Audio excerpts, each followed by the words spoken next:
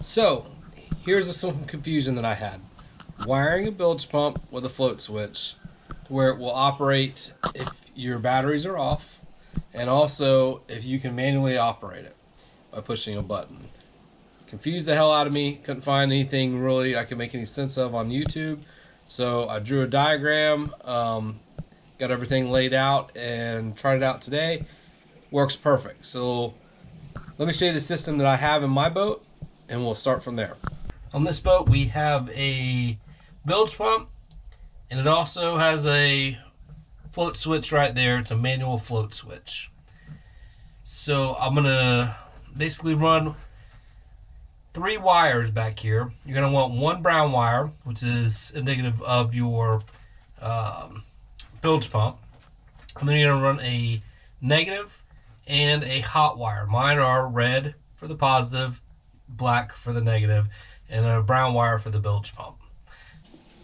Here's our diagram that shows how everything works out. So here, this represents our bilge pump. Right here we have a positive wire, and it's marked positive. It should be the brown wire on your bilge pump. And we have a black wire, which is your negative on that bilge pump. Now on your float switch, you should have 2 brown wires. It doesn't matter, it can be either or. But one of the brown wires, we want to have an inline fuse, which is this, represents this, with a 5 amp fuse. That wire is going to go all the way back to your positive terminal on your battery. Now, the positive wire off your bilge pump will also pick in on your other float wire, or your float switch wire here. We'll tie them together, and that's going to run straight up to your switch. Your negative from your bilge pump, the black wire, will go all the way back to your battery and connect to the battery.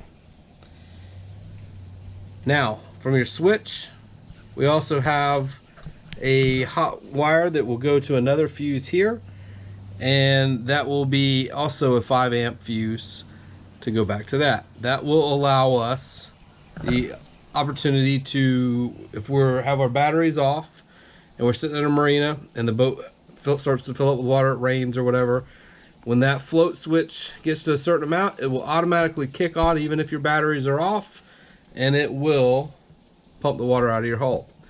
Now if you have your batteries on and you just need to pump your bilge out, you can also do it manually and push a button and it'll pump your bilge pump area out. So take a good look at that right there. We'll leave it for you. This is a good time to pause it, to draw your own diagram out and get your bearings straight. But this is how to wire a bilge pump with a float switch. Right now we have the battery switches off on the boat. So let's say the hull starts to fill up with water. Let's see if with this theoretically is going to work. As soon as I get up to this point, this should click on, which it does. When the water drops down to a certain level and all the water's pumped out, it'll shut off. Now keep in mind all the batteries are turned off to it, but this is wired directly, the switch is wired directly to the battery.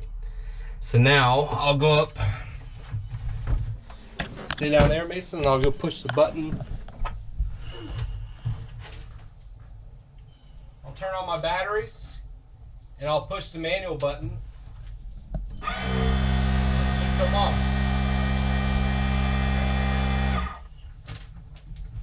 Come on up. Turn it off? Yep. Okay. That is the safest way to rig the switch.